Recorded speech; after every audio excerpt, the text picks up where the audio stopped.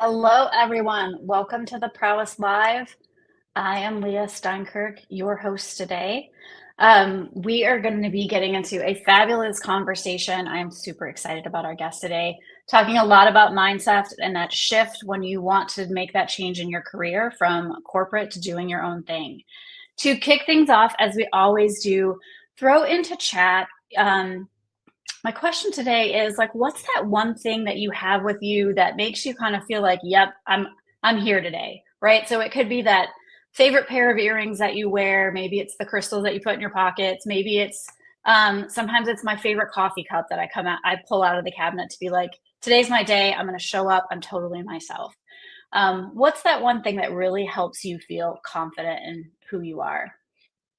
I will also throw in there that sometimes it's the t-shirt that my daughter made for me because I have a teenage daughter, so I feel a little bit seen when I have something that she thinks is cool. So, um, yep, red lipstick is one. I'm seeing that one in the comments. Is that one can make us feel a little sparky. All right, well, we're gonna kick things off today. I am super excited about our guest. And she has her one thing that I saw her talking about in all of her stuff is showing up as you're fully yourself. So that's why I want to kind of hone in on that. So as we're talking about mindset shifts, we're really kind of focused on who we want to be and how we want to show up. Awesome. Okay, so I am going to welcome Kathy Goughenour. So excited to have you today. We would love it if you would introduce yourself. Leah, thank you so much for being here. Hey, I want to jump in on your what brings you confidence because mine is wearing a tiara. I love it. Yes. No matter what, I love wearing a tiara. Even like everybody thinks it's your birthday when you wear it out. Oh, they'll say, "Oh, happy birthday." Thank you. I love it. It's my birthday, but it's good, right? So I love wearing my tiara. So me, I am, let's see, first of all, I was a virtual assistant way back in the pioneer days when almost nobody even knew what a virtual assistant was. Started my VA biz in 2001 after quitting an almost 20-year corporate career with a Fortune 500 company. They told me that I would never be promoted again because I laughed and smiled too much. So literally after crying at my little ugly cubicle, I pulled up my big girl panties and decided that I was going to quit and start my own business. And when I went in and gave my resignation, they said, "You can't quit." And I said, "I know for sure I can." And they said, "No, you'll never make this kind of money anywhere again." And this was 1996. Some of you might not even have been born back then. But this was 1996 and I was 40. So do the math. Turning 68 this year, and here I am still going strong. And they said, "You'll never make this kind of money again." So I declared to myself right then and there that I would not only make that kind of money again, which at that time was $55,000, but I would double it. And back in 2001, VAs weren't making six figures, but within 3 years, and by the way, I needed a coach and trainer in order to help me get there. But within 3 years of working with a really good coach, I got to 120,000 as a VA. And then awesome. I know, and then went on to build 4 different online businesses because as a virtual assistant, a virtual expert, and OBM, one of the many things people don't tell you about is that you learn a whole lot about your clients and what they really need. So then you can create other businesses to provide that. So I was a real estate VA when I first started, and I discovered that they really needed blog posts, but they didn't want to pay to have them custom written. So I created a membership site for real estate agents where they got inexpensive blog posts. PLR is what they're called now. Back then, they didn't have that term. And I went on to build that to 6 figures and sell it. Wow. Yeah. So who knew? I didn't know any of that until I worked as a VA. And a lot of people are like, "Well, how do you become an expert?" Because I really like that term expert. I like people to niche down. Was I an expert as a real estate VA? No, I had never been a real estate agent. All I had done is bought and sold houses as a human being. I learned what they needed by working with them. So that's all you need. You just need to know that much more than the people you're working for about what they need and how to help them. So that's a lot longer introduction than you probably needed. But today I run my virtual expert training company where I coach and train women to become virtual experts, freelancers, and then refer them to Prowess where they can become an OBM. And thank you for that.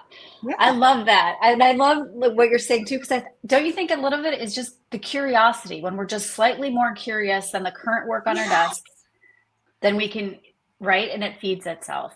Leah, you have nailed it, because a lot of people say, but how do you learn all that? And I'm like, I'm nosy. I like to know about people. What do you need? What can I help you with? Mm-hmm. And when you care more about them, because a lot of people are like, when I have a discovery call, what do I say? How do I prove to them that I'm good? You don't need to prove to anybody that you're good. You need to prove that you care about them. So when you're curious, like you said, and you ask them questions about them and their business, they're going to think you're the smartest person that ever walked the face of the earth. Mm-hmm.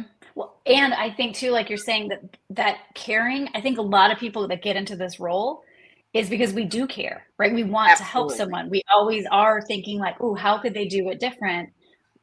Ashley and I have a joke here that if she has the tangled up necklaces, she throws them in the garbage. And I'm like, oh no, that would be like the best birthday gift you could give me, is because I want to untangle them, right? Oh my gosh, that's hilarious. Yes, I think a lot of us feel that way. Like, let me get in there and untangle this and see what I can get and give it back to you whole. Yeah. In fact, I just had a meeting with the person on my team who runs my Kajabi and Active Campaign. I know how to log into those, and that's about it. And I asked her, I said, I don't know where the opt-in forms are for Active Campaign versus Kajabi, and if they're the same, and where the lists are. And she said, let me dig in and figure this out. And we'll meet again next week, and I'll share with you what I've found and what I recommend. And I'm like, thank you very much. Yeah. Yep. That's what I love that. Mm-hmm. So in helping women that are, because you talked about your business is helping women that are wanting to make this shift. Yeah. What, for freelancers, for people that are getting into this, what would you say is the biggest mind shift that they need to have in order to make this, to be successful? Oh my gosh. So there are so many. And I would say the number one thing is to realize that you have tons of skills already. Please do not go out and buy a bunch of skills training. You don't need it. You don't know what you need to learn yet.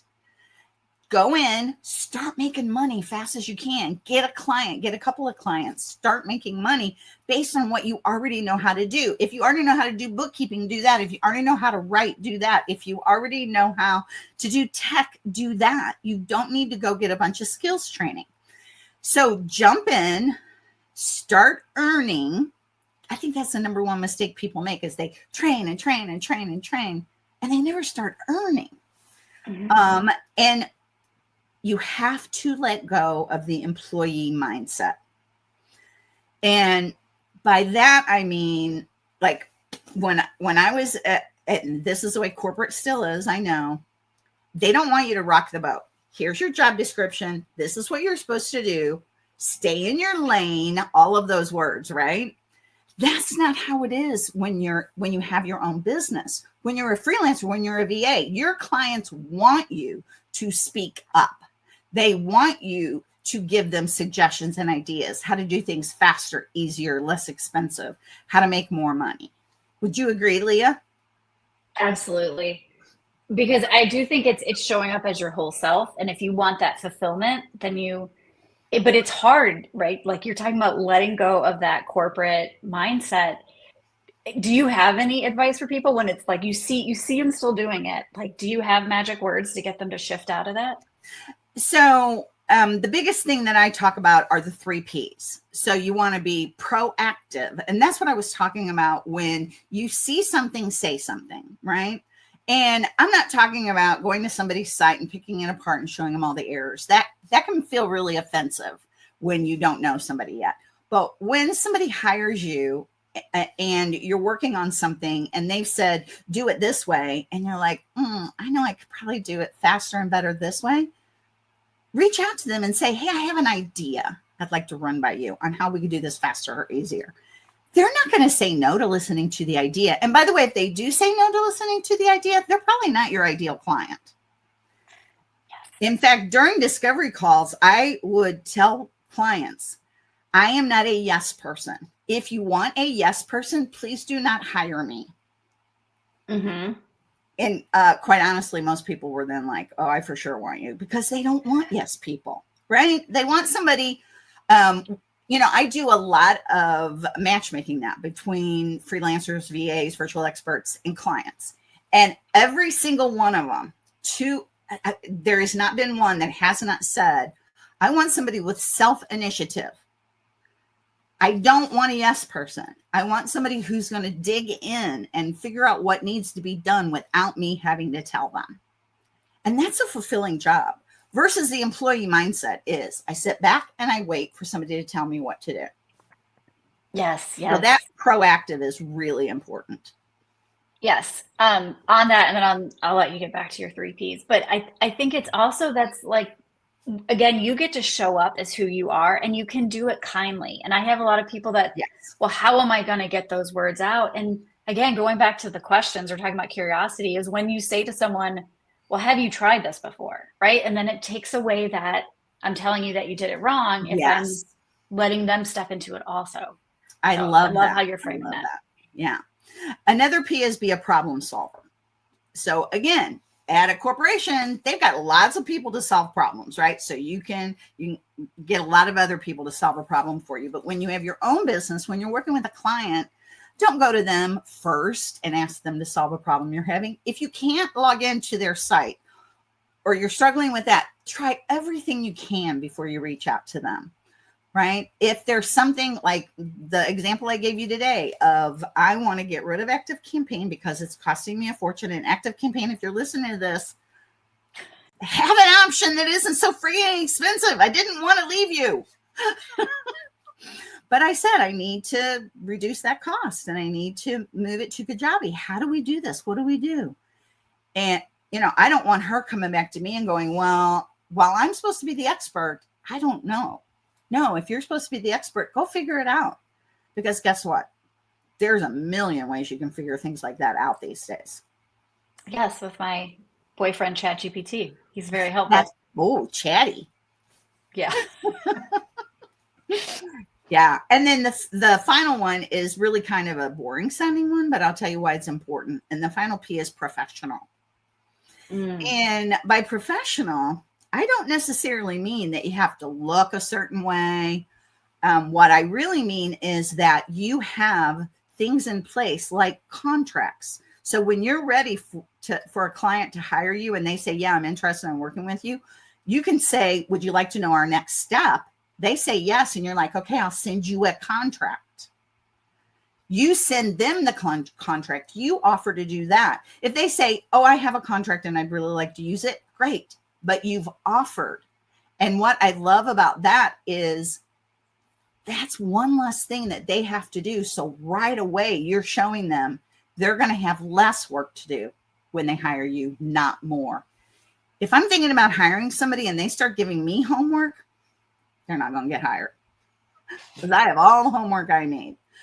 And then another way to be professional is how you price your services. If you compete on low price, that is not professional. You will never win competing on low price. You will always lose because there's always somebody that can go lower. So I would rather you compete on high price. Are you the best? Then do your research, find out what others are charging and charge more. That's what I did. That's what my first coach told me. She goes, I want you to keep track of the best real estate VAs there are out there. And I want you to charge more than they do. And then when people come to you and you're having a discovery call, you can say, what made you decide to book a discovery call with me? And they say, well, you're the highest price. They literally would say this, you're the highest price. So I assume that meant you were the best. Is that right? Yep, that's right. I love that. I love that. And now I bet you get from people that that might feel uncomfortable, Oh, right? yeah. Pushback, What? pushback. Mhm. Yes. So how do you help people, or like what advice do you have people that might need to like strengthen that confidence and show up as that person who should be charging that price? Oh, man, this is a big challenge, I will tell you, Leah. It is probably the number one challenge that I face, that I have faced since 2008 of coaching others on how to do this, because it all boils down to worthiness. Mm, And I will tell you that I have really had that challenge in my life too.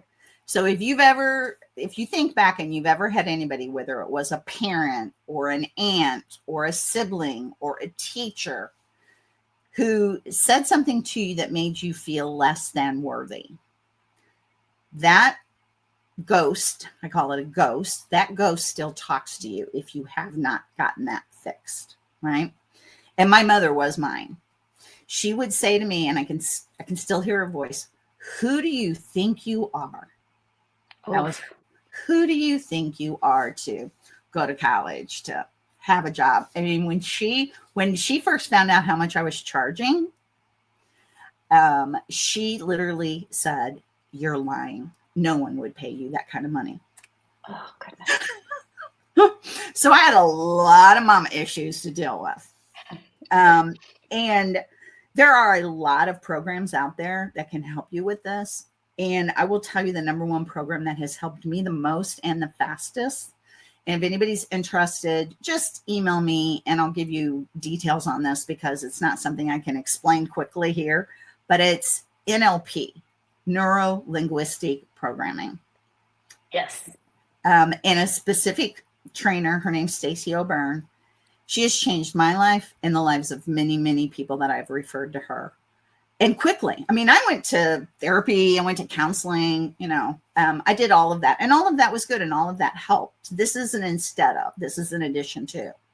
But it can shift things for you faster than anything. Yes. But just in a nutshell, to give you a tip that you can action use today is, you are worthy just because you are here and you are alive. Absolutely. That's Absolutely. all you need to know. You simply are worthy, period.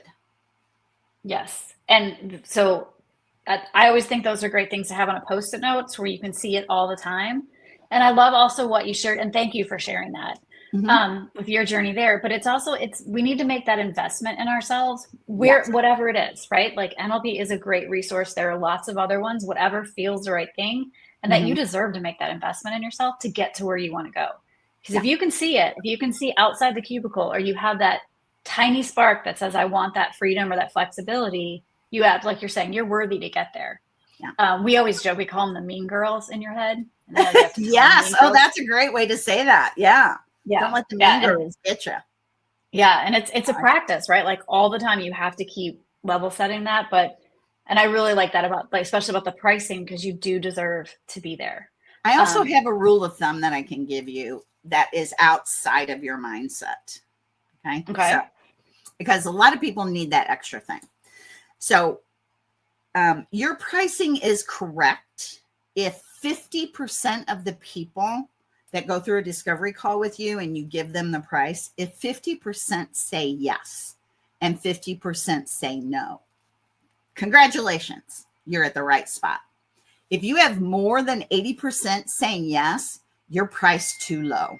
Raise your price and raise it and raise it and raise it. And I just recommend, like, literally every discovery call that is a yes, raise your price a little bit. Yes, raise your price a little bit. Yes, raise your price a little bit. Finally, you get a no. Okay, let me stay here for a while. Keep track of how many yeses and how many nos. And when you're 50-50, you're exactly where you need to be. What I love about that is it encourages you to keep growing, right? Yes. Because again, the mean girl, you're going to have those little, like, should I be doing this? But that's a great marker, like, to keep it going and to keep pushing yourself. Yeah. So and sometimes it's just game. Getting yourself to say it's this much. If that's it, put it on your website, put it in an email, put it in a PDF, put it somewhere that they're going to see, whether you give it to them, you write it out or whatever, and then you can't take it back. Mm-hmm. And do not lower your price for people, because those are the nickel and dimers, and they will always ask you to do something cheaper, faster for them. Don't do it. Don't do it. Well, I think you brought up a great point that for anyone who's just getting started, it is okay for people not to be your client, right? You're going to come across people that just, if after the discovery call, you're going to decide to say no. And that is absolutely fine. I always tell people that just because you can doesn't mean you should, right? Yes. You might have the skills, but that might not feel like it's an alignment, and that's okay to say no to. Yeah, we celebrate in virtual expert training. We celebrate when you say no to a client. We celebrate when you release a client. In fact, we probably get more excited about that than when you get a client, because a lot of times it's harder to say no, right? It's harder to release that client that isn't a good fit for you. Yes, yes. So how do you like, what is the advice that you give when it's like you need a certain amount of this strategy like you're talking about, but then also keeping this mindset? Do you have a good cadence for just, or is it just now say what strategy? Any strategy when it comes to running your business, right? There's all of the things that we need to do every day to grow our businesses as freelancers, as solopreneurs, but then we also have to keep this mindset thing going too. So the mindset is an ongoing thing. You cannot one and done that, because we're all onions, right? I know you've heard this. An onion, you peel. And, you know, I went, as you can tell, I have an unusual childhood. I could talk about that all day long. And at 30, I was 30 when I realized I'm the problem. I'm the common denominator here. I'd already been divorced twice at the age of 30. Okay. So I went to therapy and I got a lot of help. And at the end of that, I thought, I'm done. I'm fixed. I'm cured. And then when I still had challenges and I still didn't feel worthy, sometimes I was like, what's wrong? And then I came to the realization, I'm never done. Like you talked about, Leah, I'm never done growing. If I'm done growing, I'm dead. And I don't want to be dead. I love life. I love what I do. I love helping others, right? Just like all of you do. So you're never done growing, and especially your worthiness mindset, your mindset period. So find what's next for you to help you grow that mindset. Whether it's reading a book, listening to a podcast, I do something every day. In fact, I start my morning before I even get out of bed by listening to a podcast. I have several different ones shows that I like, and I listen to an upbeat podcast, or listen to music or read a book, whether it's the Bible or a business book or something else that excites you. Right? Oh, I love that, because I do think it's so important to take care of like ourselves, right? If we've decided to make this investment and go out, it's working for yourself it's not easy, right? And so filling that cup back up is so important. So I love what you're sharing about the podcast, any of that stuff. And it's okay to like outgrow things in a way, right? And what was working for you last year? It's okay to outgrow things and people, including clients. Yes, exactly. Oh, I love that. If you had a magic wand for some of the people that you've worked with, which right? I do have a magic wand. I have no doubt. You've got a tiara. I'm sorry. Oh, I love it. Had this. There you go. So if I had a magic wand, what would you use that for people that are aspiring to get there? Like, it's the people that are, maybe they've shown up, they're saying, maybe I want to do this, maybe I want to do this. What is that? What does the magic wand do for them to help them make that switch? So the number one thing is take the leap. Take the leap. Because Leah, how many times have you heard somebody say, now's not the right time for whatever it is? There is never a perfect time. It's better for progress over perfection, right? Progress over perfection. So take the leap. I will tell you, the only regret I have is that I waited until I was 40 to leave the corporate world. If I had my life to do over again, I would have been an entrepreneur from the get-go. I just didn't know about it. I literally didn't even know it was an option. So once you have that, I truly believe that you do not have a dream unless you can fulfill it. The universe, God, whoever you believe in, I don't know, but I really believe this. Whatever you believe in, whatever higher power you believe in, will not give you a dream that you cannot fulfill. I love that. Yeah. So let's talk baby steps, right? Okay. What would be one of the first baby steps you would tell someone to take? So I would decide, okay, first baby step. I would reach out to somebody like you, your company or my company. And there's a lot of us out there. But if you're listening to this, there's a reason you're listening to this, and have a conversation. I mean, I literally have free breakthrough sessions with anybody and everybody to help them determine what is right for them.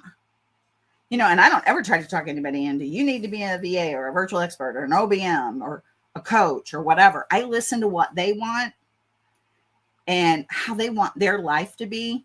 And then I help them decide what to get into, right? What that next step is.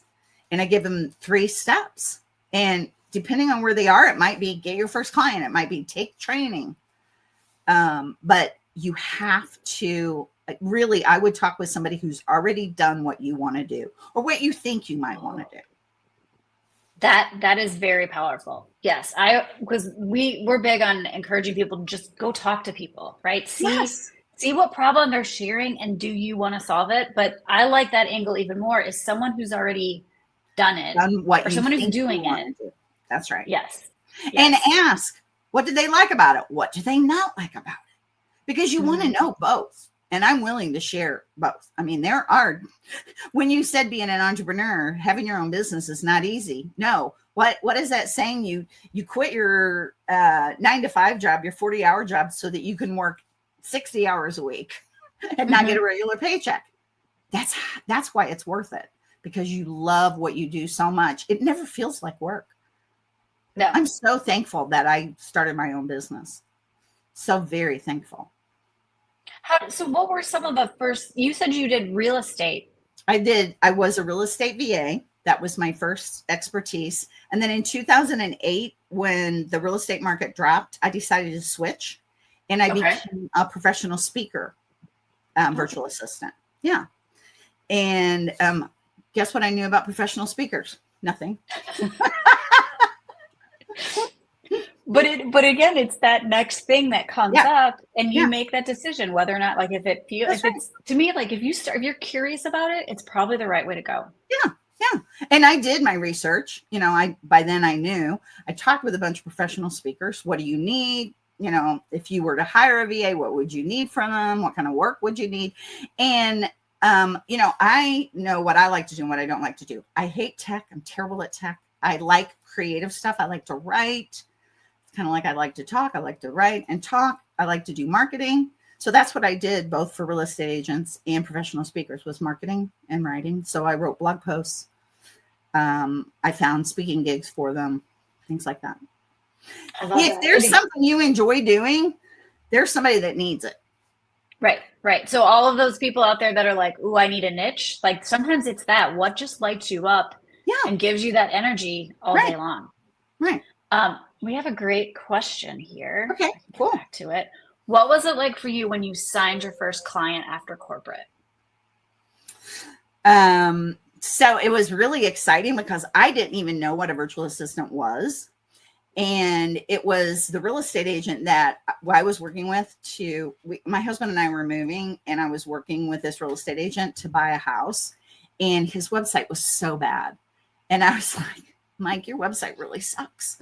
And he's like, well, fix it. And I'm like, okay, I could do that for you. And by fixing it, I didn't mean the tech part. I meant the writing, the marketing.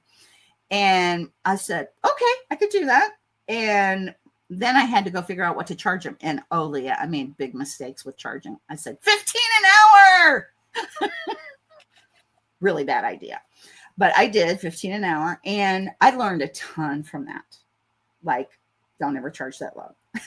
Mm-hmm, mm-hmm. Yeah. But yeah, and I learned I can get a client. I can get, and that's one thing, Leah, I tell people, if you're like, oh, I really think I want that steady paycheck, that security, is it really secure? It's really not. I can tell you that. It's really not secure. And it is a golden handcuff too, right? Because you're never going to make the kind of money you want to make in the corporate world. With your own business, it's unlimited what you can earn, Mm-hmm. right?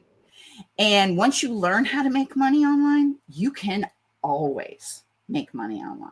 It's just what you feel like doing next. Right, right. And if you're a lot of people sitting in these roles, what I love about what you were talking about is you kept looking for those other, whether it's a product or a service that you can add on. That's so right. like if you're good at this online business stuff for other people, you're going to be good at it for yourself. You just have to believe, like you said, you're worthy of doing it for yourself. Yeah. And Leah, I can't even tell you the number of people who I've worked with. Just had somebody last week. She's a brilliant woman. She's been the director of operations for a corporation for 20 years. And she said, do I really have any skills that anybody would pay for? And I said, oh my God, yes. You have more experience and more knowledge than you even realize. And that is incredibly valuable. Unfortunately, I've heard that question many times, and every time it hurts a little because it means that they weren't in a position where they were appreciated, right? That's right. Absolutely. So, yeah, and I don't know about you, but a lot of times I'm like, just start writing down every compliment you can remember that you got, or every time someone says, "Hey, can you help me with this?" That means they see your expertise in something. Yes. Do you have any suggestions for people on that one? No, that's a great one. Have you ever seen that? And I've done this, but it's been years ago, where you go to Facebook or whatever social media you use and you post and say, or you can email friends or you can ask friends, tell me the top 5 things or top 3 things that you admire about me. Oh, that's awesome. Yeah. Yeah. Because sometimes we need that outside validation when we're struggling. Just know, I have worked with thousands of women and about 5 men. And there has never been a person who didn't already have skills that they could make money off of. Yeah, never. Absolutely. Yeah. Another great question that we're getting kind of in this regard, but so maybe we see our skills, but it's applying it to a certain niche, right? To get started to find those people. Do you have any advice for people to figure out who is it I should start targeting? Yes. So first of all, you want to see if they have any money. So for example, lots and lots of us would like to help the homeless. Mm-hmm. That is for when you have money or time. That is not how you're going to make a living. Okay. So they need to have the money. There's 3 things. They need to have the money. They need to see the value in hiring somebody to do whatever it is. And it needs to be an ongoing need. So there's a lot of people who are like, well, how do I make that reoccurring monthly income? So you have to find things that you can do for people ongoing. So like, I'm going to give you a kind of an extreme example. If you're like, well, I just need a website built and that's one and done. Well, not really, because that website needs to be maintained, right? So build the website and then sign them up for a maintenance agreement, monthly maintenance agreement, right? Oh, yes.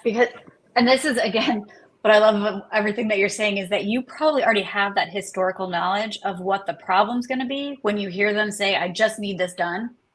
So you can bring it back in a way that will just help them. Or sometimes you have to make it their idea, right? And yes, Leah, that's my husband. If I can make something his idea, I get it always. Yes. There's that magic wand again too. Yeah. And you can always ask them a question. Like you said, be curious. So just curious, I'm sure you know that websites need to be maintained every month. They need this, and this. So is that something that you feel like you want to do, or is that something you would like to hire somebody for? Exactly. That's a very kind way to say it. Yes. Yeah. And a lot of these too, it's like I want people to realize like these are natural conversations you're probably already having, right? Like in corporate, you were probably the person on the team who thought 3 steps ahead. Now you're just doing it in a different way and offering it for people that have their own businesses. And that thinking 3 steps ahead, that's being proactive and problem solving. And that Yes. is what clients want. And they're willing to pay a lot of money for that. Yes. Yes. And what also you made a point earlier that in that professionalism that you're talking about, a lot of this, when you're doing that or you're asking these questions, you're being proactive, you're demonstrating right there how you work. Because I get the question a lot, like, do I need like a portfolio or examples of work? And a lot of times that discovery call and how you handle it, it is, right? So like Oh, these absolutely. 3 Ps are a great thing to put into practice to be like, this is how, because then they're going to see how you operate. That's right. That's exactly right. And by asking them good questions, and the questions don't have to be like rocket science questions, just questions about their business, Mm-hmm. and using their lingo. That is the one thing that when you're researching, like with real estate, I didn't know the real estate agent lingo. So I did learn that as I was talking with real estate agents, right? So they don't talk about target markets. They talk about their farm area.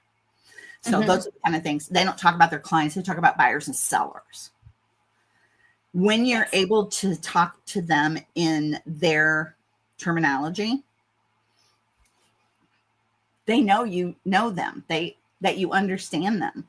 And then you just ask, how many buyers did you have? That's what I would do. How many buyers, how many sellers did you have last year? How many would you like to have next year? Mm-hmm. What Oh, was your well, I average think that sale? that's so important because then they feel seen, right? In that Yeah, call, they feel like, okay, they get me, they have some knowledge. right. Um, Right. and one thing What's your Ashley number talks, one? And you can just be something as simple as, what made you contact me today? What's the number one challenge that you want solved? mm-hmm. And maybe it's not something you do. And then you ask them anything else and you just write it all down. Anything else, anything else. Because I will tell you, most people don't really know what all we can do. Very true. Because I talk to people at least 2 or 3 times a week that want to hire somebody. And they're like, well, can they do blah, blah, blah?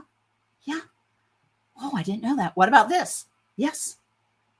Really? Yes. I see another great question along these lines is advertising. Do you recommend advertising or word of mouth, like that sort of thing to get started, to get your services out there? Okay. So if advertising, you're talking about paid ads, I do not recommend starting out with paid ads. It's unless you have an unlimited amount of money that you can spend, because you're going to need either you're going to have the knowledge to do the ads, and you really need to have the knowledge. Don't just jump in and do it, because you'll lose a lot of money that way. Or you need to spend $500 to $1,000 to have somebody manage it, and then $500 to $1,000 a month for 6 months before you get any results. That's Right. just the reality of paid ads. So I don't recommend doing that right off the bat. In fact, I never did paid ads as a freelancer. I do recommend being seen on social media. My number one recommendation, Leah, is networking. Networking. And I don't mean just casually networking. I mean, this is your plan. How are you going to do it? Where are you going to do it? And you keep track of who you've networked with, right?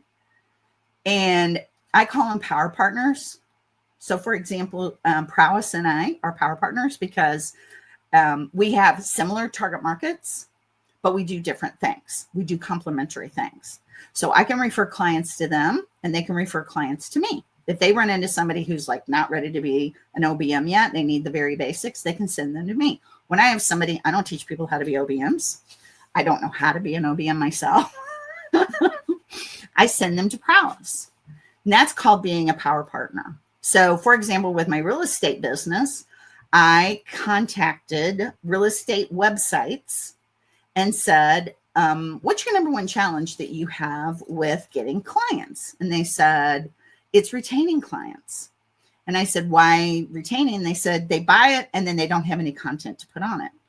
And I said, what if we partnered and I provide the content and you provide the website? I'll refer clients to you who need a website. You refer clients to me who need that content.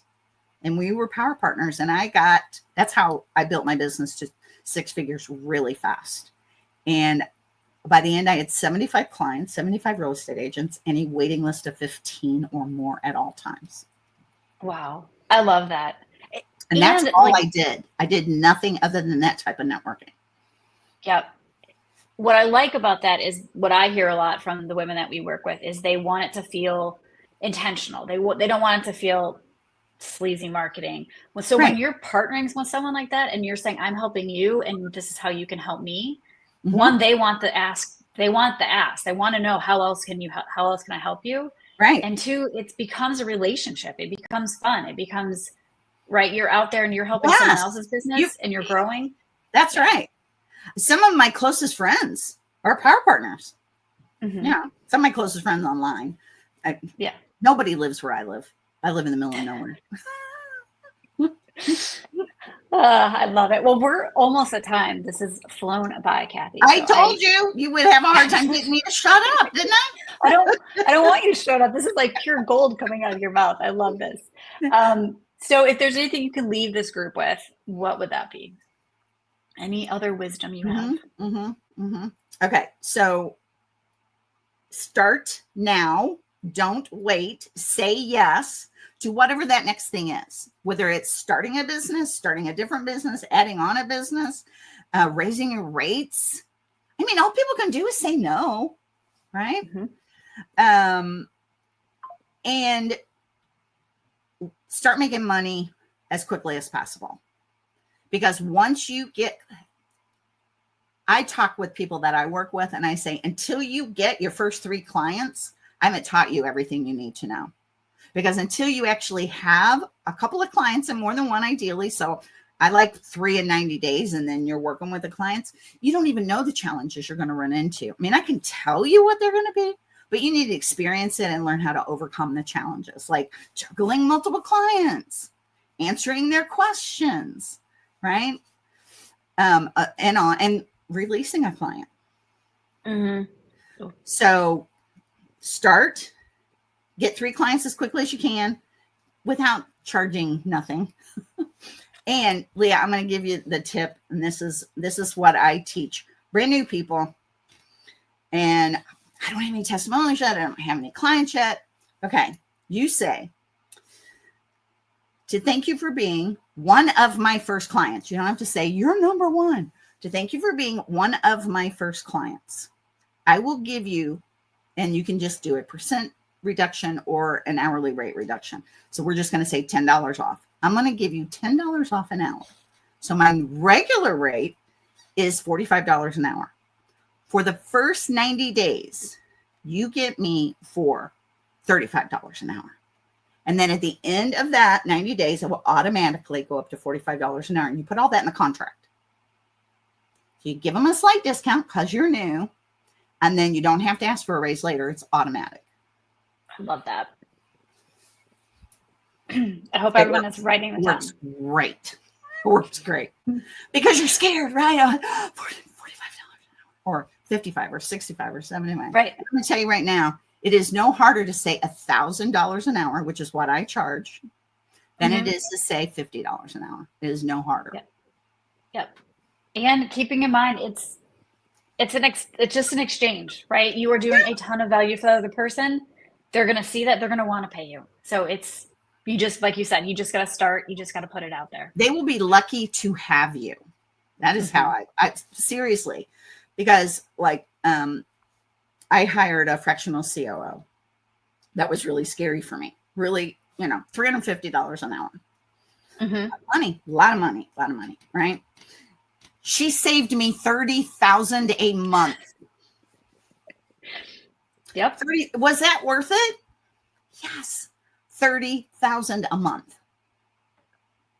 I didn't know that was going to happen, but I did believe that I needed somebody to help me. And when you go in and you help them, they will never want you to leave. That's going to be the challenge, right? Right. And I'm sure you have this, but the average virtual expert, they stay with their clients forever, like 7 years on the average. when you're helping them, you become that right hand. They can't do it without you. That's right. They don't want to do it without you. Right. Yeah. Yeah. And that's that first 90 days is, the period where you're going to discover if you guys are a good fit. And of course, things can change as you go. Somebody could retire or whatever, but for the most part, they will never leave you once you guys are a good fit. And just like you said before, if you're not a good fit, just think, thank you for letting me know you're not my ideal client. Yeah. And you don't have to say that to them necessarily, but I literally like get off, like I'll read a mean girl email. I would never coach with you because look at your hair and you wear this tiara and you're so unprofessional. I shut down the email and say, thank you for letting me know you're not my ideal client. Yep, I love that. Just send that one back into the universe. Yeah. Well, how can people find you? I know we'll put links in the show notes, but what do you have coming up, or how can they work with you? Yes, Leah, thank you so much. And oh my gosh, you have been a fabulous.